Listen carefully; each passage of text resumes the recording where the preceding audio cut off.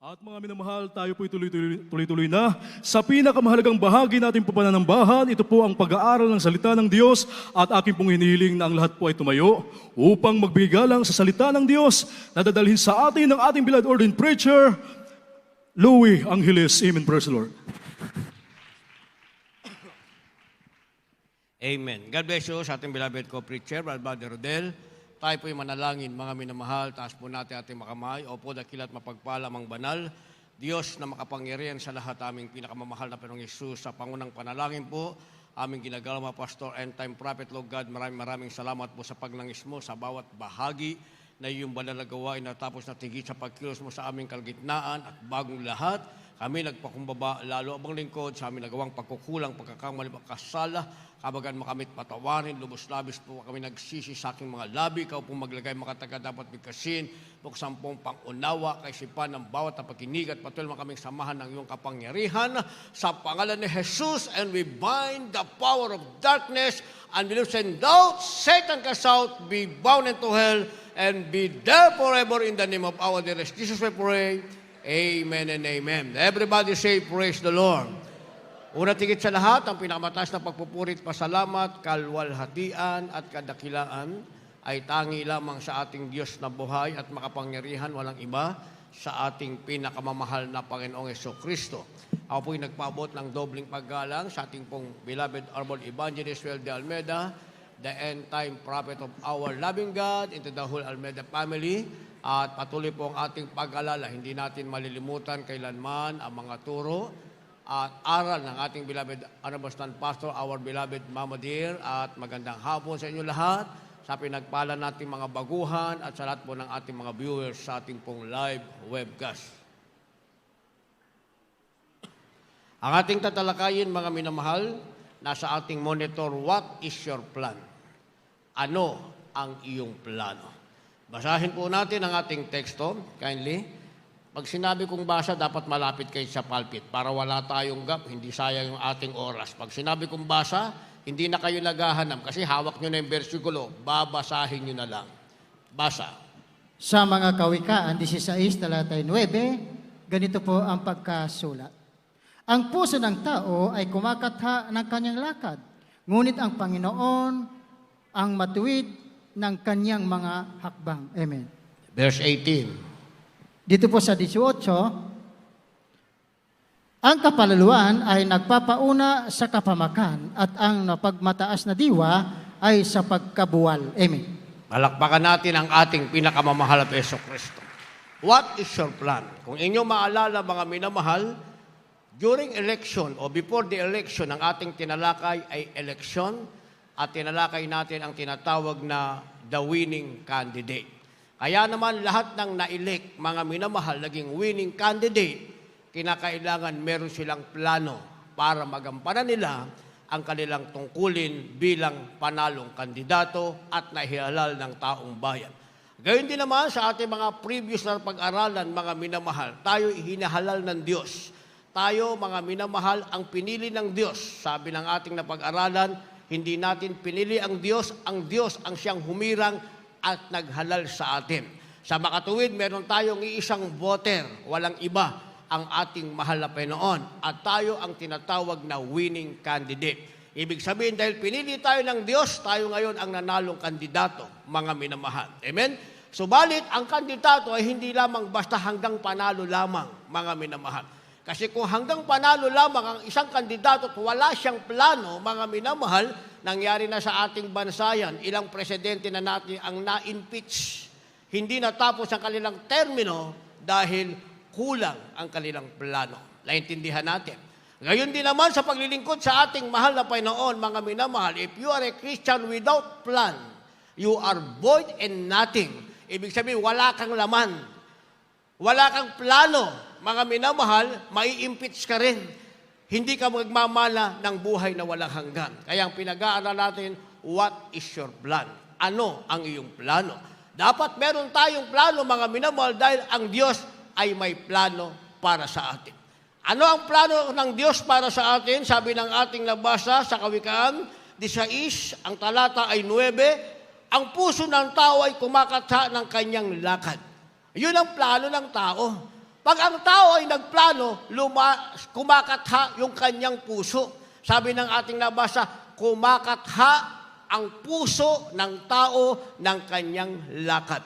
Sa makatuwid, mga minamahal, yung kanyang lakad, sarili niya yon. Lakad yun ng tao, mga minamahal. Pag ang tao lumakad sa kanyang sarili, ang nauuna sa kanya, yung pride. Kaya meron tayong supporting verse na verse 18. Ang sabi, ang kapalaluan ay nagpapauna sa kapahamakan at ang mapagmataas na diwa ay sa pagkabuwal. Kaya nga ang tao, mga minamahal, maglalakad siya ng sarili niyang lakad, kakatha siya ng marami niyang katha, mga minamahal, pero nauuna sa kanyang pride, sinasabi niyang palaging, ito ako ito. Kaya nabubuwal siya, napupunta siya sa pagkapahamak, mga minamahal. Kasi ganon magplano ang tao. Naintindihan natin. Pag hindi ka Kristiyano, mga minamahal, magpaplano ka na mayroong pride. Minsan nga, Kristiyano na, pag naplano, may pride pa rin, mga minamahal. Pero sabi ng ating nabasa, mas maganda ang plano ng Diyos para sa atin. Babalikan natin ang verse 9, ang sabi, ang puso ng tao ay kumakatha ng kanyang lakad, ngunit ang Panginoon ay nagtutuwid ng kanyang mga hakbang. Ngayon kayo pumalakpak, mga minamahal. Amen? Kaya sa ating pagpaplano, dapat kasama natin ang mahal na Panginoon. Isipin nyo, inelect tayo ng ating mahal na Panginoon bilang kanyang anak. Hindi lang tayo inelect, hindi lang tayo inihalal. Sinigurado pa niya tayo'y mananalong kandidato. Kaya nga nandito tayo eh. Winning candidate tayo, mga minamahal. Pero hindi dyan natapos ang lahat. Kinakailangan meron tayong plano. Kaya kung tayo'y kumakatha, kung ang ating puso ay kumakatha ng ating lakad, ang sabi, pabayaan natin, mga minamahal, na ang Diyos ang siyang magtuwid ng ating mga hakbang. Ibig sabihin, Diyos ang magtutuwid ng ating hakbang. Gagawa tayo ng plano, mga minamahal, bilang tao, meron tayong plano. Pinagpala ako. Ngayon ko lang naunawaan, Diyos pala ang siyang naghalal sa akin. Isang boter na makapangyarihan, ibinoto ako. Kaya naman ako ngayon ay nanalong bilang isang tinatawag na anak ng Diyos na kandidatong tagapagmana ng buhay na walang hanggan. Dahil ako'y nanalong kandidato tagapagmana ng buhay na walang hanggan, gagawa ako ng plano. Pero sa aking plano, pababayaan ko na ang Diyos ang magtuwid ng aking mga hakbang. Kaya sa ating buhay, kasama ang mahal na Panginoon. Hindi tayo pwedeng humakbang na hindi kasama ang Diyos, mga minamahal. Dahil yung lakad natin, aminin natin sa hindi, balubaluktot, lumiliko sa kaliwa, lumiliko sa kanan, minsan nahakbang natin, pabalik, mga minamahal, nasa banal na kasulatan yan, mga minamahal.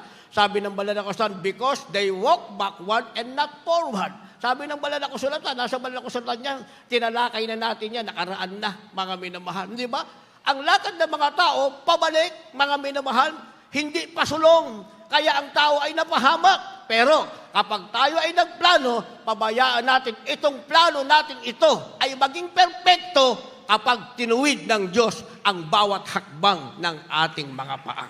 Kaya ano ang plano ng Diyos para sa atin, mga minamahal? Pag tinutuwid ng Diyos ang ating mga hakbang, ibig sabihin, Diyos na ngayon ang nagpaplano para sa atin. Meron tayong sarili nating plano, mga minamahal, pero ang magpe-perfecto nito ay walang iba ang ating mahal na Panginoon. Ano ang plano ng Diyos para sa atin? Tayo pang nagplano, maglilingkod ako sa mahal na Panginoon. Ang tanong ay bakit? Para gagaling. Hanggang doon lang. Hindi ba? Ako ay magbibigay. Ang tanong ay bakit? Kasi napakinggan ko, yung nagbigay ay pagpapalain. Kung hindi ka pinagpala, hindi ka na magbibigay. Hindi ba? Kasi hanggang doon lang yung plano natin eh. Maglilingkod ako sa Diyos para mabuo yung aking pamilya. Kung hindi mabuo, hindi ka maglilingkod sa Diyos. Hindi ba? Maalala ko, merong isang brother, nagpaalam sa ating ginagalang mga pastor, sa ating beloved Mama Dear, mag-aasawa na daw siya. Ayaw nung kanyang pinapaalam, mga minamahal. Sa madaling salita, pinag-fasting muna siya. Nung siya'y nag-fasting ng 10 araw, binalikan yung pinapaalam niya, umuo na rin. Di pinagsalita na sa harapan, meeting namin, pinagsalita. Brad, magsalita ka na, sabi natin ginagawa mahal pastor. Ano masasabi mo, brother? Totoo talaga ang Diyos. Umuo rin ang sister. Sabi nung ating ginagawa mga pastor, kung hindi umuo, hindi pala totoo ang Diyos. O, hindi ba? Kaya hanggang doon lang yung plano natin, mga minamahal. Pero pag ang Diyos ang nagplano, mga minamahal, merong kasunod. Pagagaling ka ng Diyos, kaya ka pinagaling ng Diyos, pinalusog ka para paglingkuran mo siya, habang pinaglilingkuran mo siya, pasasaganahin ka ng mahal na Panginoon. Habang sagana ka, gagamitin ka sa gawain ng ating mahal na Panginoon. Tatawagin ng buo mong pamilya, magiging patotoo ka, masisiyahan ka sa buhay mo, sa paglilingkod sa mahal na Panginoon. Tagapagmana ka pa ng buhay na walang hanggan. Yun ang magandang plano ng Diyos para sa atin. Basa. Dito po sa Aklat ng Mga Awit, Kapitulo 147, ang talata po'y 14.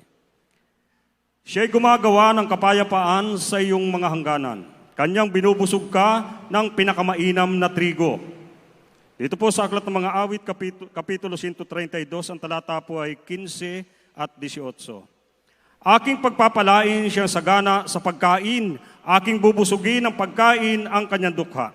18, ang kanyang mga kaaway ay susuutan ko ng kahihiyan, ngunit sa kanya'y mamumulaklak ang kanyang putong.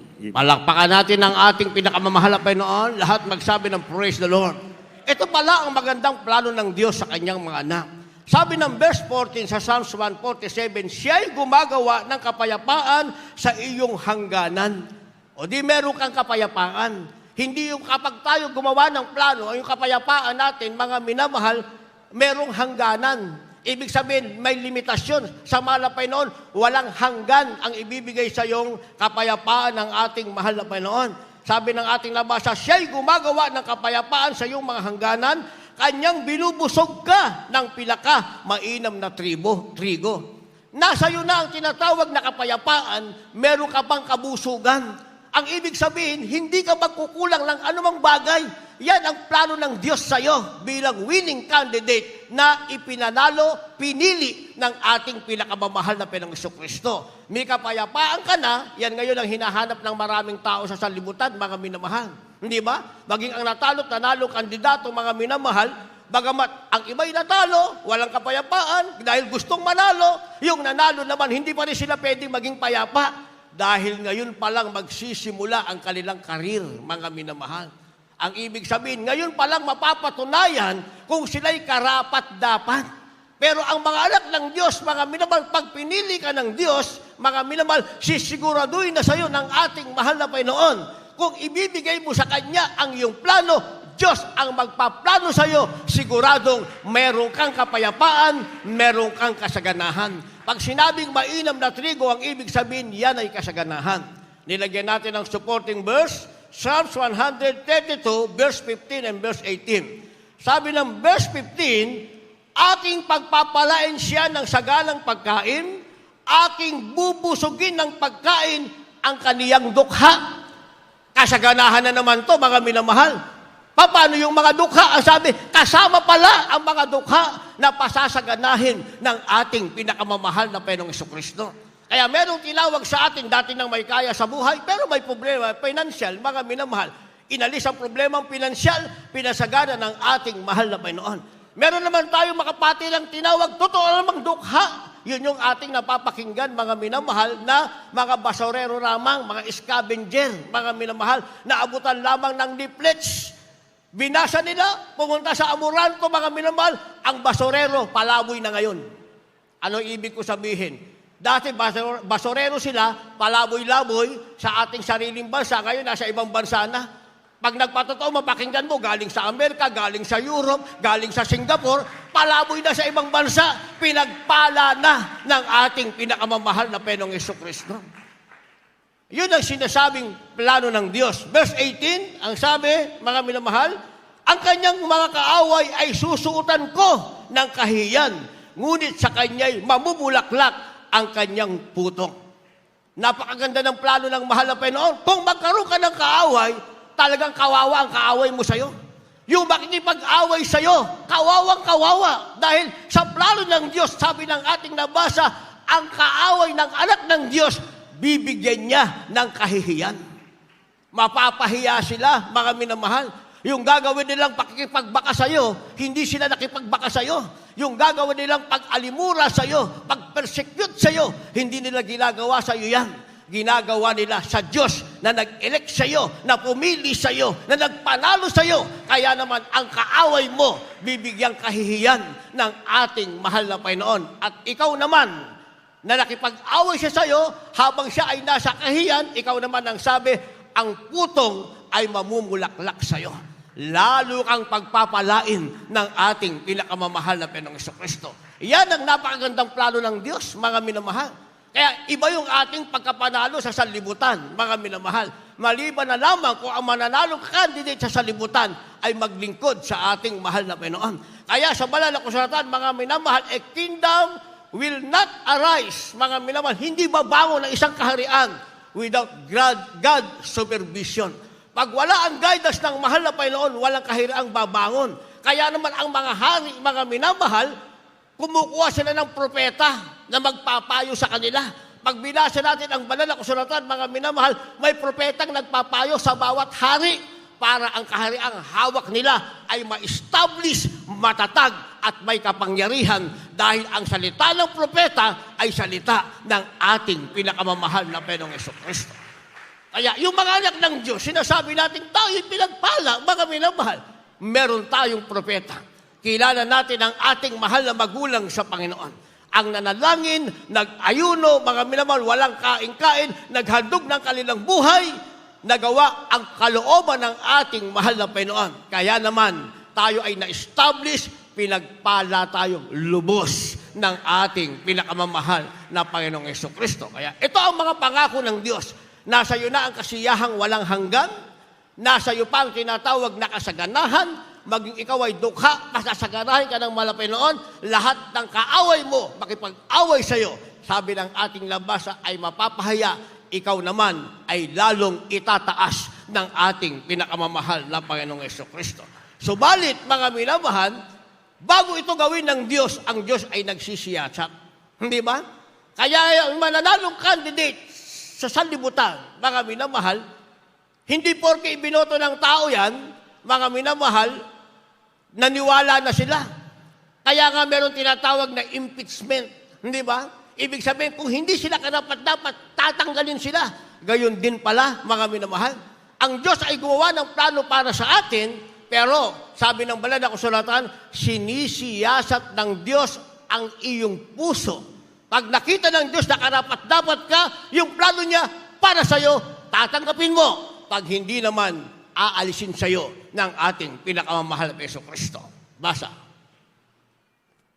Dito po sa ikalawang Kronika, Kapitulo 16, ang bersikulo po ay 9. Sapagkat ang mga mata ng Panginoon ay nagsisiyasat sa palibot ng buong lupa upang pakilala na matibay sa ikagagaling ng mga yaon na ang puso ay sakdal sa Kanya.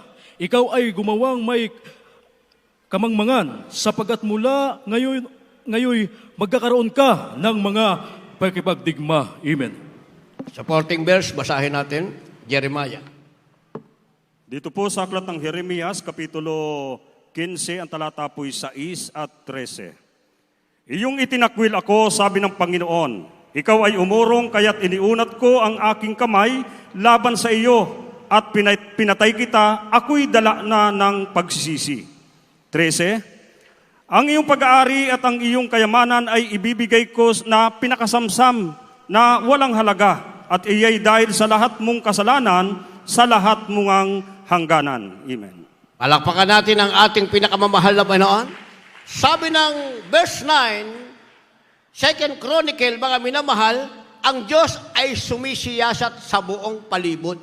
Ang sabi, upang makilala, mga minamahal, sino ang matibay at ikagagaling. Doon sa puso, ang kanyang puso ay sakdal. Subalit kapag ikaw ay gumawa ng kamangmangan, magkakaroon ka ng pakikidigma. So, dalawang bagay, mga minamahal. Pag nakita ng Diyos na ang puso mo ay sakdal, ang sabi, ikaw ay magiging matibay.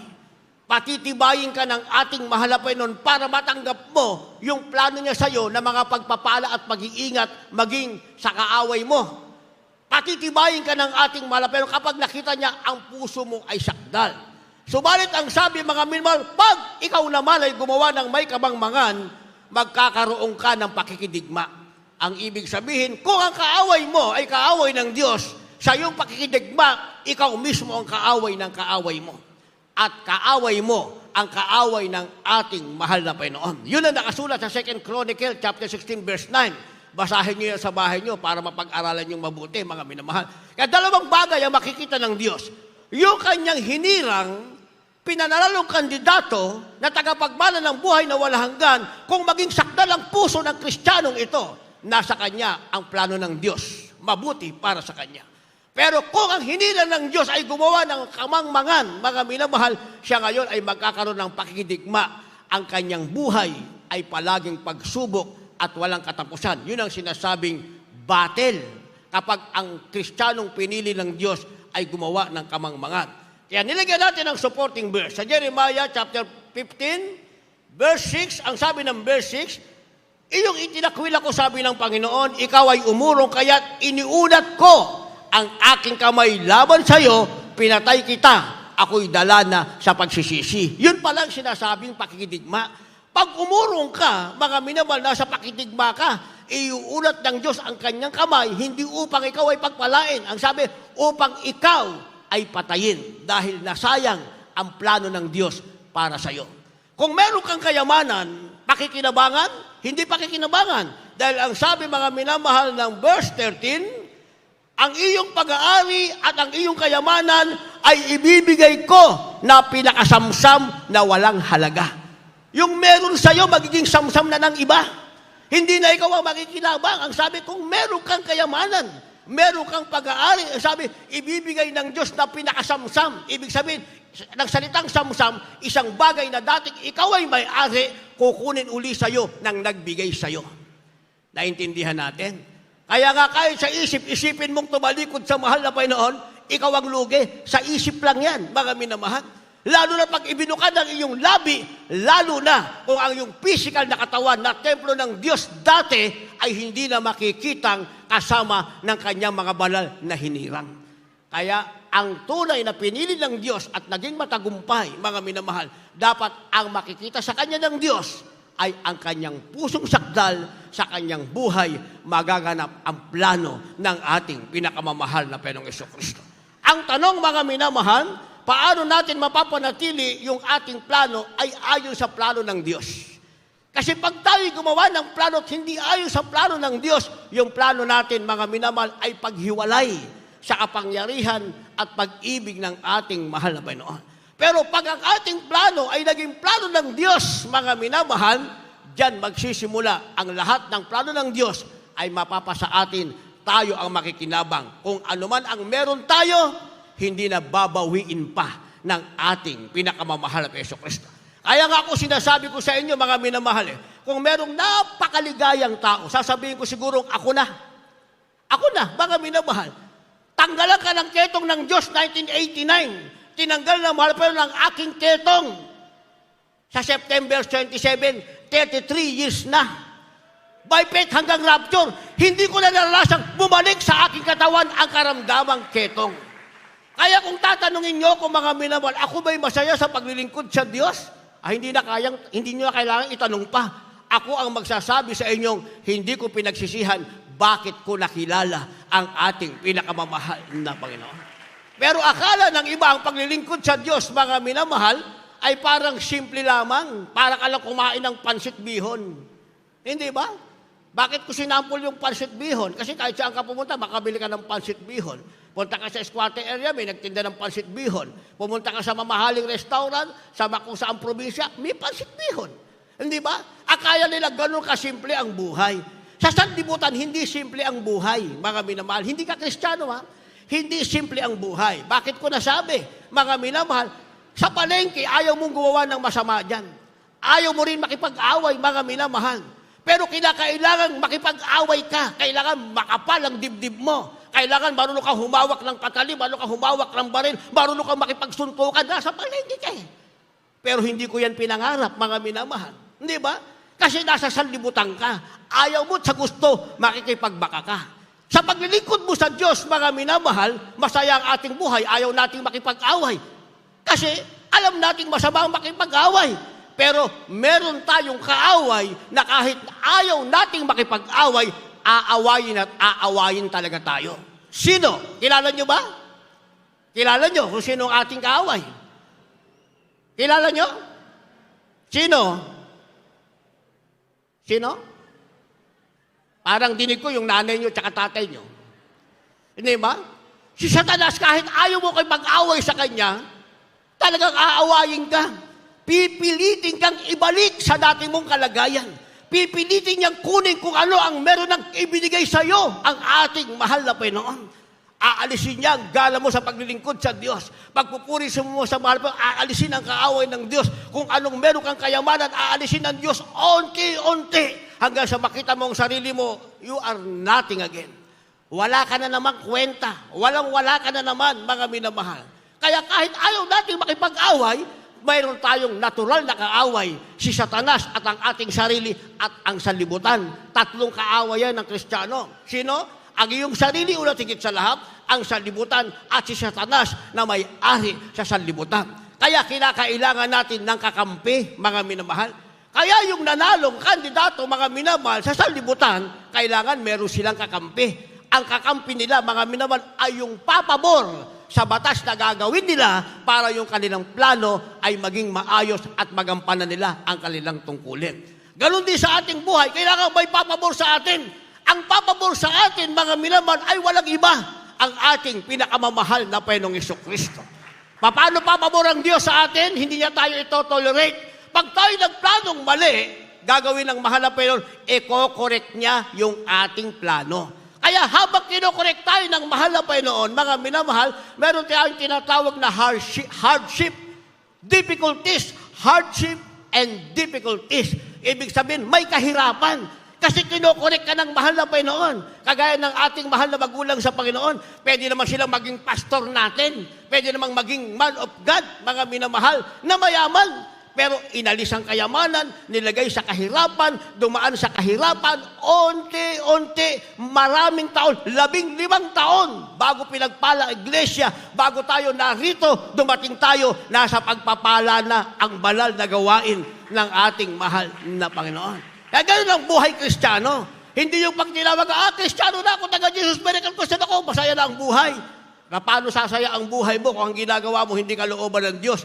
Gawin mo ang kalooban ng mahal na Panginoon. Yung plano mo, pabayaan mo ang Diyos ang magperpekto nito, magiging masaya ang buhay mo. Babalik tayo sa ating tanong, paano natin mapapanatili na ating plano, ang Diyos ang magperpekto nito, ang plano ng Diyos ang magaganap sa ating buhay. Sagot? Basa. Kindly. Sa mga kawikaan, 3 talatay 5 at 6, ganito po ang pagkasulat. Tumiwala ka sa Panginoon ng buong puso mo at huwag kang manalig sa iyong sariling kaunawaan.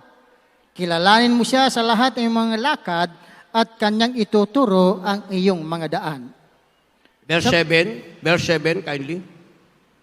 Sa 7, huwag kang magpakapanta sa iyong sariling mga mata. Matakot ka sa Panginoon at humiwalay ka sa kasamaan. Palakpakan natin ang ating pinakamahal na Jesus. Lahat magsabi ng praise the Lord. Ito ang ating kailangan, mga minamahal. Amen? Para yung ating plano ay maging perpekto, maging plano ng ating mahal na Panginoon. Hindi tayo mahihiwalay sa mahal na Panginoon. Hindi babawiin ng Diyos anuman ang meron tayo, lalo tayong pasasaganahin ng ating mahal na Panginoon.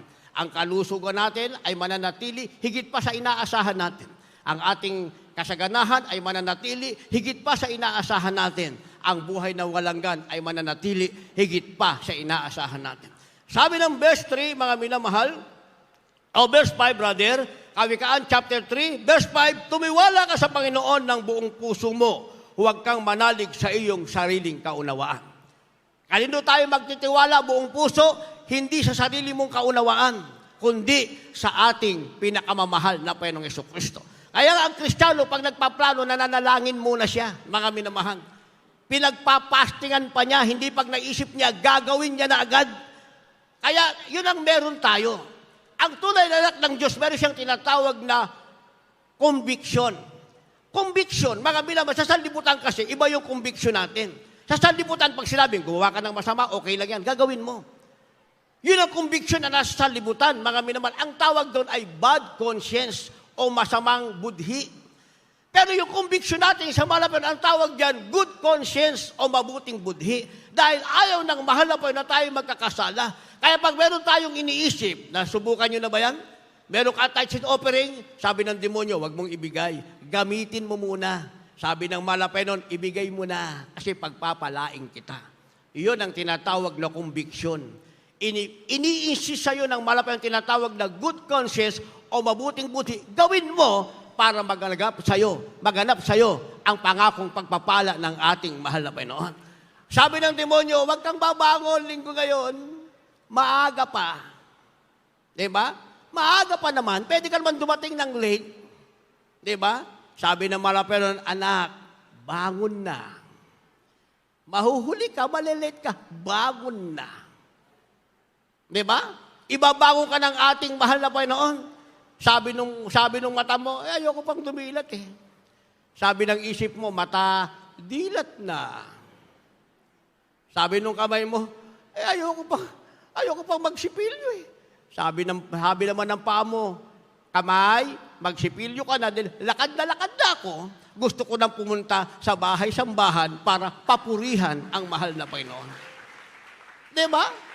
Yan tinatawag na conviction. Ang Diyos ay nangungusap sa atin. Pag nangungusap ang Diyos, mga minamahal, mabilis lang naman madistinguish. Mabilis mong malaman na ang Diyos ay nangungusap sa iyo kasi ang sinasabi sa iyo ng malapinon, mabubuting bagay na gagawin mo, mapapapurihan mo siya, mawawalhati mo siya para matupad sa iyong pagpapalaing ka ng ating mahal na Panginoon. Pero kung ang dumarating, mga minamahal, ay bad thoughts, pag sinabing bad thoughts, maling pag-iisip, mga minamahal, makasalanang pag-iisip, hindi galing yan sa Diyos. Huwag natin sabihin, kalooban ng Diyos. Hindi ba? Hindi kalooban to ng Diyos eh. Hindi yan kalooban. Masama nga, kalooban pa ng Diyos. Hindi ba? Pag masama, hindi yan kalooban ng Diyos. Pag mabuti, anong tawag? Kalooban ng Diyos. Simple lang naman, hindi ba? Kaya lang talagang stable spirit tayo. Gusto natin, mahal na Panginoon. Ngayon lang naman, mahal na Panginoon. Ngayon lang ako malilate. Hindi ba? Minsan ganyan tayo. Ngayon lang ako hindi magta-touch. Hindi ka nga nag-touch ngayon. Ngayon na dumating ang gawa ng kaaway sa iyong buhay, talagang hindi ka na makapag-touch kapag may karamdaman ka na. Pag nasa maliit na kwarto ka na, mga minamahal, merong salamin sa harapan mo, ando ka na forever and ever, wala ka na magagawa kalooban ng Diyos. Kaya habang meron ka pang lakas, gawin mo na ang kalooban ng ating mahal na Panginoon. Yun ang sinasabi ng verse 5, tumiwala ka sa Panginoon ng buong puso mo, huwag kang manalig sa iyong sariling kaunawaan. Verse 6, kilalanin mo siya sa lahat ng iyong mga lakad at kanyang ituturo ang iyong mga landas. Kaya nga bago tayo magplano, dapat may prayer. Nagtatanong sa mahal na Panginoon, di ba? Tinuruan tayo ng ating beloved Honorable President, paano ba magtanong sa mahal na Panginoon? Manalangin ka. I-cast out mo ang lying spirit at pagkatapos saran mo ang banal na kasulatan, ituro mo yung dalili mo, isang bersikulong maliwalag, hingin mo sa mga Panginoon kung anong tumapat doon. Di ba? May Kristiyano. Gawin ko nga yung gagawin, sinabi ng ating mahal na pastor. Tanong ba naman niya ganito? Nakikinig ba kayo? Ganito ang tanong niya, mahal na Panginoon, kaloob mo mag-ayuno ako? Ang tanong ko sa iyo, yung ba'y dapat itanong? Sagot. Pag sinabing ayuno, hindi mo na kailangan itanong sa Diyos, kalooban ba mag-ayuno ako? Kalooban na, mag-aayuno ka nga eh. Itatanong pa. Ang tanong niya, mahal pa yung kalooban ba mag-ayuno ako? Bigyan mo ko ng isang bersikulo. Sinara niya. Hindi ba? At pagkatapos, nanalangin siya. Nanalangin pa talaga. Lumuhod pa. Lumuha pa nga eh. Kinast out pa yung lying spirit. Tinuro ng dalili niya. Pag dilat ng mata niya, nakalagay doon, mag-ayuno ka. Mahal na Panginoon, totoo ba to? Talagang makulit. Di ba? Mahal na Panginoon, totoo ba to? Kaya naalala ko, bago ko na-save, gumaling ang aking ketong, meron pang isang ketongin, mga minamahal. Minsan pumunta kami sa flyover, kaming dalawa ang pinadala. Yung aming pinuntahan, cancer ang karamdaman nun. O pray na tayo, Brad, pray na. Pray kami. Mamaya, dumating yung doktor, check up, ay nako, hindi pala cancer. Ano pala? Ano ba yung hangin sa tiyan? Kabag. Isipin mo yung cancer, naging kabag. Eh di sabi ko dun sa bata, tayo ka, tayo. Ando yung nanay, magulang, tayo ka. Tumalong ka, sabi mo, hallelujah, praise the Lord, para 100% magaling ka na talaga. Kasi yung cancer mo naging kabag eh. Sabi nung nanay, hindi po yan makakatayo kasi lumpo po yan. Lumpo ba? O sige, manalangin ulit. Nalangin ulit, demonyo ng pagkalumpo. Gumaling ka sa pangalan ni Jesus. Tayo na, Brad. Tumayo. Nasa ospital kami, ha? Naglulundan 3 beses, nakakalakad na. O di nag-report na ako. Sabi ko, Mala Pastor, yung pong pinasama nyo sa akin, yung dating may ketong, hindi ko nababanggitin yung pangalan, baka nandito yung loved ones. Sabi ko, Mala Pastor, may gift of healing. Yung pinapuntahan nyo sa amin, una, cancer, naging kabag. Pinatatalo namin, lumpo pala yun. Nung ipanalangin, mahal na pastor, nakatayo na po. Di nag-meeting kami kagad. Nag-report ako Sabado ng gabi. Monday, may meeting kami. Nag-meeting, kasama siya sa meeting. Sabi ng ating ginagalwa pastor, okay Brad, huwag ka na maghanap buhay. Ako na ang bahala sa pamilya mo. Bibigyan ko ng monthly blessing yung pamilya mo. Ikaw ang gagawin mo, hahayo ka lang. Mag-aayuno ka ng 10 araw sa loob ng 1 buwan. Wala kang gagawin kung di humayo, mag-share ng banal na salita ng mahal na Panginoon. Kung kinakailangan, ipanalangin mo. Pero, huwag kang manghihingi. Kahit chiko, huwag kang manghihingi. Pag binigyan ka ng kusa, pagkatapos mong manalangin, tanggapin mo. Pagpapala sa iyo yan ng mahal na Panginoon. Aba, kung ako inalok ng ganon, payag na ako nun. Ewan ko sa inyo. Di ba? Kung ako papayag na ako nun. Yung loved ones mo, meron ng monthly blessing. Ikaw, mag-aayuno ka lang naman ng 10 araw sa loob ng 1 buwan. Pagkatapos, humayo ka na. Diyos na ang magpapala sa'yo na may backup prayer ka ng man of God. Dahil kumadyo ng man of God, galing sa mahal na Panginoon. Sabi niya, opo, mahal na pastor. Pagdating ng 3 buwan, ang dami nagreklamong kapatiran. Inutangan daw sila ng brother. Ano inutangan? Pinahayo ko yun. Binibigyan ko yung pamilya. Pinahayo ko siya. Hindi po, mala pastor, inutangan po kami. Magtitinda doon siya ng gulay.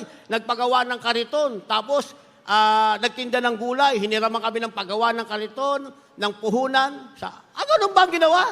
Kaya pala hindi nag-report sa akin monthly. Sabi ng ating mala pastor, ang ketong mo, babalik, hindi na gagaling pa. Binitawan ng man of God, mga minamahal.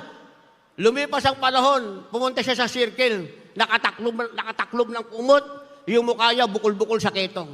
Sabi ng ating ginagalma, pastor, paalisin siya dito, hindi na siya para dito. Sa ketong siya gumaling, sa ketong siya namatay. Ketong ang pinagaling sa kanya ng mahal na Panginoon, ketong ang binalik sa kanya ng ating pinakamamahal na Jesucristo. Naintindihan niyo?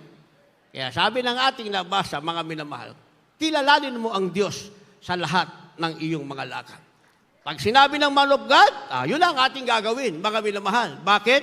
Dahil doon tayo pagpapalain ng ating mahal na Panginoon. Verse 7, huwag kang magpakapanta sa iyong sariling mata, matakot ka sa Panginoon, humuwalay ka sa kasamaan. Palakpakan natin ng malakas na palakpak ang ating mahal na Panginoon. Minsan kasi pantas tayo sa ating mata. Yung nakikita natin, gusto natin, meron din tayo. Iniisip natin, kaya nating gawin kahit wala na ang patnubay ng mahal na Panginoon. Hindi mangyayari yun, mga minamahal. Ako na ang magsasabi sa inyo. Kaya nga, 1 segundong mawala tayo sa mahal na Panginoon. Pag ako nanalangin, mahal na Panginoon, wag mo ko iwanan kahit 1 segundo lang. Dahil pag iniwanan mo ko kahit 1 segundo, mahal na Panginoon, wala akong magagawa sa aking buhay. Kung ako iiwanan mo, mas mabuti pa kunin mo lang ang buhay ko. Kaya ako pag nanalangin sa gabi, matutulog na ako, iba panalangin ko, mahal na Panginoon, kung ako'y kukunin mo lang, ngayon mo kukunin sa aking pagtulong. Ayoko sa karamdaman, ayoko sa disgrasya. Pag natutulog ako, dyan mo kukunin. Pero bukas, pag binigyan mo pa ako ng bagong buhay, bigyan mo ako ng lakas para gawin ang iyong kalooban. Simple lang ang panalangin ko, mga mga. Yun lang ang aking panalangin. Hindi na ako hingi ng maraming pera, kotse, bahay. Meron na ako niyan. Noon, pag may nanalangin, pinagpala ko ng kotse. Sinasabi ko, magkakaroon din ako niyan. Nagkaroon ako ng kotse, o di, nagpatotoo ng mga kapatiran, pinagpala ako ng kotse. Ang sagot ko, meron na ako niyan. Dati sinasabi ko, magkakaroon ako niyan. Ngayon, meron na ako niyan. Di ba? Bahay. Umuupa kami ng bahay, mga minamahal, 9,500, wala akong problema dyan. Monthly, darating yung aking pambayad, mga minamahal. Di ba? Saan ka pa? Yung iniisip ng sanlibutan, kailangan nila, ibinigay na ng Diyos sa'yo. Di ba? Wala pang pwedeng makipag-away sa'yo. Bakit? Kaya itong inalo sa akin, subukan nyo makipag-away sa akin. Subukan nyo lang. Gusto nyo ako maging kaaway? Ayaw nyo na ngayon, ha? Subukan nyo lang. Minsan subukan nyo. Hindi ba? Kaya wala tayong kinatatakutan. Bakit? Yung pangako ng Diyos naganap sa atin, may langit pa at buhay na wala hanggan. Kaya pag nagawa natin ito, last verse, basa. Pagka natin magpaawit, mga manugtong. Sa mga awit, 30 talatay 6, talon sa 11, ganito po ang pagkasulat. Tungkol sa akin, sinabi ko sa aking kaginhawaan, hindi ako makikilos kailanman. 11, iyong pinapaging sayaw sa akin ang aking tangis. Iyong kinalag ang aking kayong magaspang at binigkasan mo ako ng kasayahan. Amen. Amen. And finally, ang pangako ng Diyos, mga minamahal, ang kaginhawahan kailanman ay hindi na makikilos pa sa atin. Ibig sabihin, hindi na mawawala pa sa atin. Ang sabi ng verse 11, yung ating pagtangis ay gagawing sayaw at kasiyahan ng ating mahal na Panginoon. Kaya nga ngayon, tumatangis tayo, umiiyak tayo sa matamis at banal na presensya ng Diyos. Hindi na tayo umaawit sa kalungkutan. Kaya pagkilos ng presensya ng Diyos, mga minamahal, damahin natin ang presensya ng mahal na Panginoon. Bakit? Dahil inaaliw ng Diyos ang ating mga puso, ang ating pagtangis, pinapalitan ng kagalakan ng ating pinakamahal na Jesucristo. Tayong lahat ay tumayo, umawi tayo sa ating pinakamahal na Jesucristo. Hallelujah. Awitin natin ang awiting likhang pasasalamat. Dahil kaganda ng ating buhay, magmula na makilala natin ang ating mahal na Panginoon, ang lungkot ng ating nakaraan, ngayon ay naging masaya. Tayo umawi. Kay ganda na buhay ko, Pagmula nang makilala kita. magmula na Yan ang ating masasabi ngayon. Sa lungkot ng nakaraan, sa lungkot na nakaraan, ngayon naging masaya. naging masaya. Sabihin natin, salamat po, Panginoon. Kung meron kayong dalang baguhan, dalhin nyo sa harapan. Mga members natin, tingnan nyo yung ating mga pinagpalang baguhan. Inibig mo, Nilinis. nilinis at inako mo Lahat. ng sala. Ulitin natin yan. Kay ganda ng buhay ko. Hindi ko ang buhay ko. Magmula Nang makilala ka, sa lungkot ng nakaraan. sa lungkot na nakaraan, Ngayon ay naging masaya. Ang lungkot ng ating nakaraan, ngayon tayo'y naging masaya. salamat po, Panginoon. Ang magagawa natin, pasalamatan ang ating mahal na Panginoon. Tulad ko'y Ang ating tulad ay inibig ng mahal na Panginoon. nilinis at inako mo Lahat ng sala ko. chorus. Hindi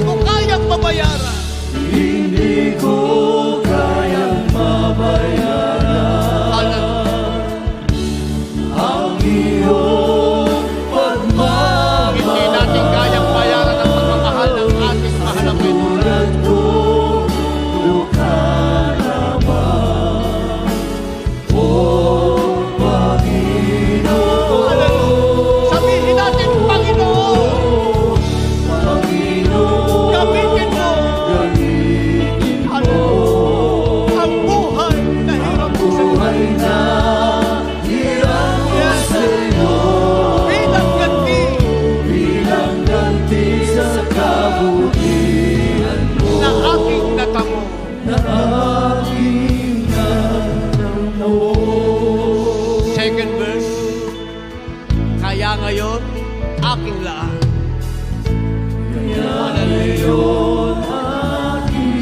Ano ang ating inalala? Ang panahon at kalagasan. Iniwan ang kalayawan. Nitong sanlibutan. Hallelujah. Kung dumating man ang sandali,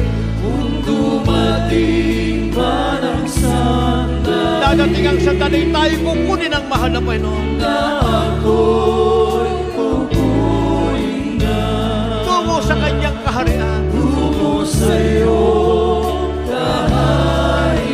Kahariang inilaan para sa atin. Hallelujah. Hallelujah. Thank you so much, O Lord. Ang lagi natin kasasama. Hindi natin kayang bayaran, mga minamahal. Ang pagmamahal na ating pinakamamahal na Panginoon. Sa tulad nating tukha lamang.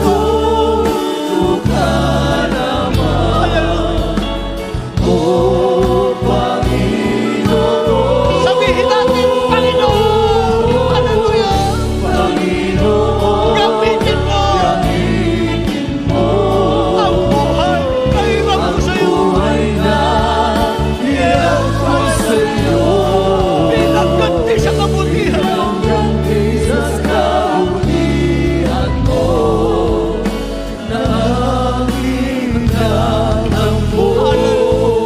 Hallelujah. Hindi ko kayang mabayaran.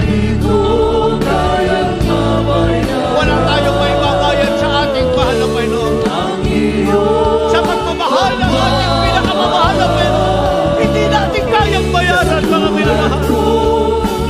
Dahil dukha lamang, pinagpalang loob ng ating mahal na Panginoon. Isigaw natin ang sabay-sabay.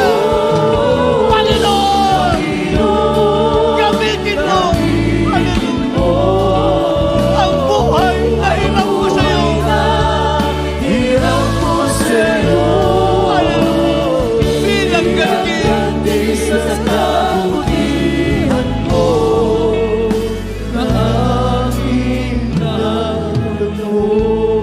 Ulitin natin ang verse 2. Kaya ngayon, aking laan.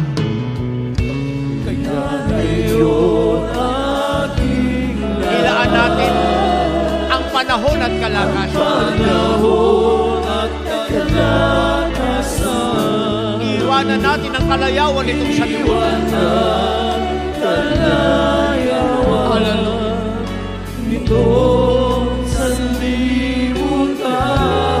Sabihin natin, kung dumating man ang sandali, ito ang ating inaasam na ako'y kukunin na. Hallelujah. Hallelujah. Tungo sa iyong kaharian. Hallelujah. Na siya. Hallelujah. Hindi ko kayang mabayaran.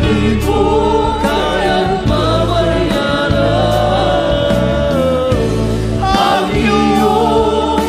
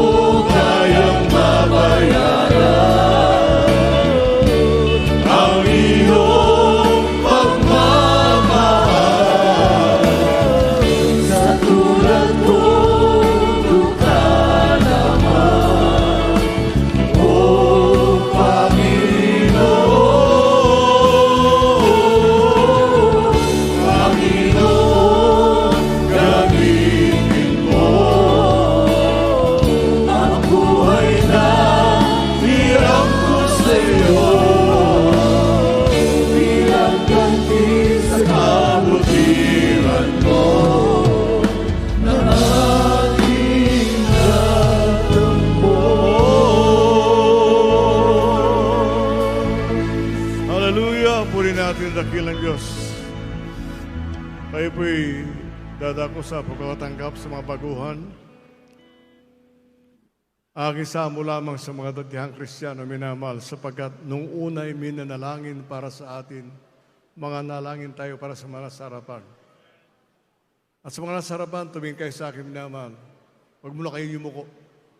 Kasi, ayaw balingkod, galit ako sa tao na kayo ko. Pag kinakausap ka, kinakailang nakatingin ka sa akin. Ang tatanggapin niyo po ngayon, hindi relihiyon. Sapagkat ang bumaba ang Panginoon Kristo dito sa lupa, hindi sa nagdala ng relihiyon. Sabi niya, lumapit kayo sa akin, kayong nabibigatang lubha at kayo aking pagpapahingahin. So, hindi po relihiyon ang ating tatanggapin, kundi ang Panginoon Kristo na tinanggihan ng napakaraming tao. Kaya po, hindi po nangyari sa kanya himala. Ang himala nila minamahal, gawa ng tao.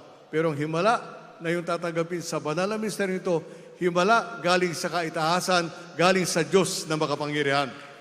Meron pong 4 na reglamento ang kaligtasan. Ang una po yung pananampalataya. Ang pananampalataya po, hindi po ito relihiyon. Sapagkat binabanggit, lagi ko sinasabi, binabanggit ng mga tao na sa relihiyon na sila din may pananampalataya. Wala po silang pananampalataya, meron sila relihiyon. Kung ano man ibig sabihin ng relihiyon nila, minamahal, sasabihin ko lang, ang relihiyon, dalawin ang isang balo o yung namatayan ng magulang at siya aluin mo, yun ang relihiyon. Ganun ba gagawin mo? Marami kang gagawin kung ikay tatanggap sa ating dakilang Diyos. So, pananampalataya, ibig sabihin, paniniwala at pagtitiwala sa Diyos. Maniniwala kang may nag-iisang Diyos na makapangyarihan at ang Diyos na nagkatawan tao at ang sabi niya, pagagalingin ko ang iyong karamdaman, lulutasin ko ang iyong problema, bibigyan kita ng mas saganang buhay. Yung po pangako ng pinakamalaparan, pananampalataya. Ang pangalawa, pagsisisi. Hindi po tatanggap ang Diyos ng isang tao makasalanan. Alam mo, sabi nga, yung sinasabi nila, mortal sin and venial sin. Parehong sin yun, minamahal. Magnakaw ka ng 1 sentimo at 1,000, pareho sa paligid ng ating dakilang Diyos. Kaya po, pagsisihan ng pagkakasala, humingi ng tawad sa ating dakilang Diyos at magkaroon ng determinasyon na hindi bumalik sa pagkakasala. At mangyayari yan sapagkat sa ika-4 na reglamento, mananahan sa iyo ang Diyos.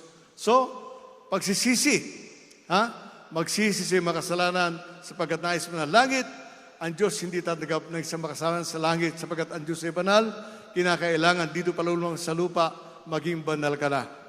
Ang pangatlo, yung pong bautismo sa tubig sa pangalan ng ating Panginoong Jesucristo. Sa Gawa 2:38, narin po ang katugunan nun, minamahal, upang mapatawad yung kasalanan at tatanggapin mo yung siyam na kaloob ng Santong Espiritu. Kaya nga po nang tayo pinabinyagan sa ngalan ng Ama, ng Anak at Espiritu Santo, nagtatanong ako, alam ba niyo ang pangalan ng Espiritu Santo? Hindi kailanman, hindi binanggit sa Biblia. Ngunit pag ikay Kristiyano, alam mo ng Espiritu Santo, siya rin yung Ama at ang Amang nagkatawan tao. So, iisa lang ang Diyos. Yun po, minamahal. Iisa lang ang Diyos.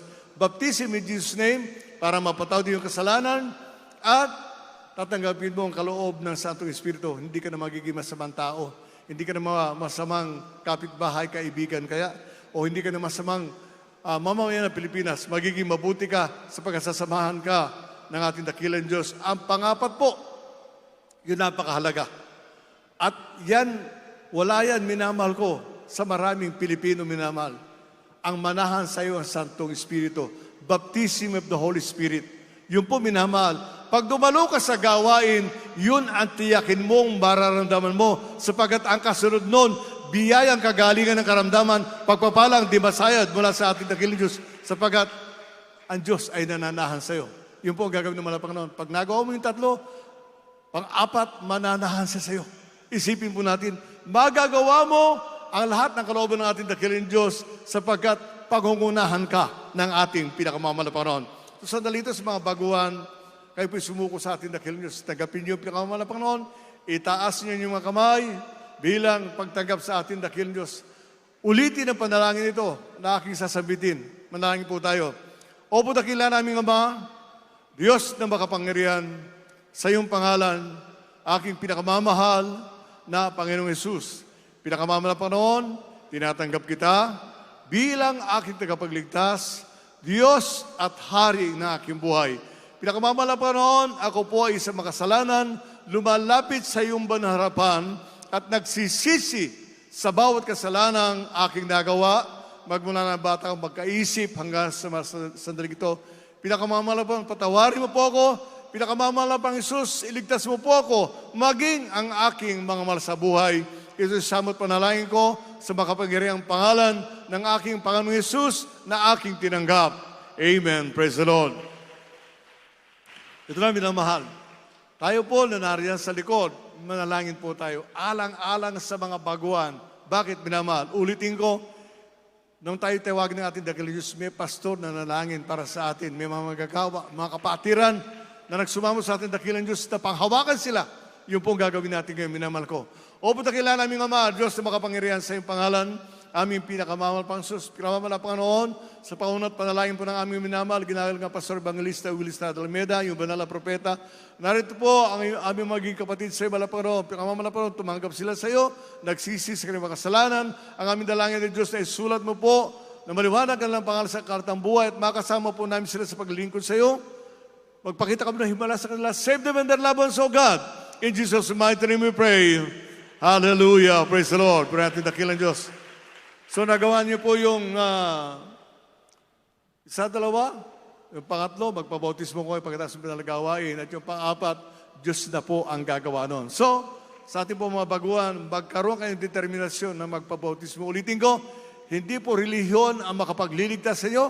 Ang makapagliligtas sa iyo, yung itinatwa ng tao ang Panginoon Kristo na siyang napako sa krus ng Kalbaryo. So, po natin at dakilang Diyos, pwede na kayo bumalik sa inyong upuan. At sa mga datihang Kristiyano, mga minamahal, uulitin ko, na kung tayo po ay dumalos sa gawain, isang tiyak na bagay, una, hinihiling natin sa ating dakilang Diyos na tayo patnubayan sa ating paglilingkod. Pangunahan tayo sa lahat ng ating gagawin. Sa sandaling ito, minamahal, ang Diyos natin ay makapangyarihan. Nakilala po natin siya, minamahal ko, na siya ang Diyos na tumutugon ng ating panalangin. Kaya nga po sa sandaling ito, minamahal, manalangin po tayo. Ulitin ko, kung tayo po wala ng problema, kung tayo po minamahal ko ay marusog na sa ating physical pangatawan at pinalusog na ating dakilang Diyos, manalangin tayo na patuloy na gamitin ang ating dakilang Diyos alang-alang sa mga tao hindi pa nakilala ang banal na ministeryo ito minamahal ko. At tayo po minamahal, bigyan ng kalakas at kalusugan ng ating dakilang Diyos. Tugunin niya ang ating panalangin. Bakit minamahal? Sa isang Kristiyanong masaya at malasog ang pangangatawan, isang tiyak na bagay, maganda ang resulta nito, marami sang madadalang bunga sa harapan ng ating dakilang Diyos. So tayo minamahal ko, manalangin sa ating dakilang Diyos minamahal, manalangin tayo ng may pananampalataya. Puri ng ating dakilang Diyos. Opo, dakila namin Ama, Diyos na makapangyarihan sa iyong pangalan, aming pinakamamahal pang Sus. Pinakamamahal Panginoon, sa pauno panalangin po ng aming minamahal, ginawag ng Pastor Evangelista Willis Almeida, narito kami sa iyong banal harapan, nagpapakumbaba, nagsusumamo sa iyo, humihingi ng tawad, sa lahat ng pagkukulang sa mga kainan na napigbigyan, patawad po, pinakamamahal Panginoon. Hallelujah, dalangin po namin ng Diyos sa kalakasan, kalusugan, pangingat, pagpapala, mahabang buhay sa aming minamahal, ginagalan ng Pastor Evangelista Willis Almeida, the beloved children, grandchildren, and great-grandchildren, sa lahat po ng mga aral, lahat po ng manggagawa, lahat po ng mga kapatiran sa buong daigdig, tugunin mo yung panalangin ng bawat isa, ibangon po na sa panig ng karamdaman, lutasin mo yung problema, pagalingin mo po ang mga karamdaman, hallelujah, at sa iyong makapangyarihang pangalan, kami sinasaway, devils of sickness and disease, devil yung karamdaman, devil yung problema, devils of unbelief and doubts, cast out, cast out, cast out. We bind the power of Satan. In Jesus' mighty name we pray. Hindrances be gone, problem be solved. In the mighty name of Jesus. Hallelujah, praise the Lord. Hallelujah, praise the Lord. Hallelujah, praise the Lord. Pinindi natin dakilang Diyos. Pagpalain mo pinakamahal na po, mag-isahin po mga webcast viewers. Pinakamahal na po noon. Bigyan sila ng pagkakataon makapaglingkod sa iyo. At sa sandaling ito, minamahal, lulundag tayo na 3 beses kasabay po ng pagsigaw ng Hallelujah, praise the Lord. At the top of our voice, ang kinin natin ang katugunan ng ating dakilang Diyos. Gawin po natin, Hallelujah, praise the Lord! Hallelujah, praise the Lord! Hallelujah, praise the Lord! Palakpakan natin ating dakilang Diyos. Thank you, Lord God. Thank you, Lord Jesus. Hallelujah, praise the Lord. At tayo dadaw